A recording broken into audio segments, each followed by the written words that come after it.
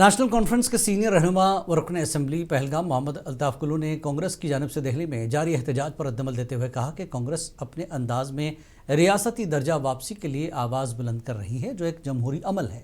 लेकिन national conference भी मुनासिब वक्त पर अपना मौक़िफ़ मौसर अंदाज में पेश करेगी, क्योंकि यह हमारा हक़ है, खैरात नहीं। अल्ताफ कुल्लू ने शांगस अनंतनाग में इन बातों का इजहार नेशनल कॉन्फ्रेंस के सीनियर रहनुमा मरहूम डॉक्टर मोहम्मद शफी की 5वीं बरसी के मौके पर किया। देखिए, आखिरी सुप्रीम कोर्ट ऑफ इंडिया ने हिदायत दी है कि as soon as possible Jammu Kashmir को स्टेट का दर्जा वापस मिलना चाहिए।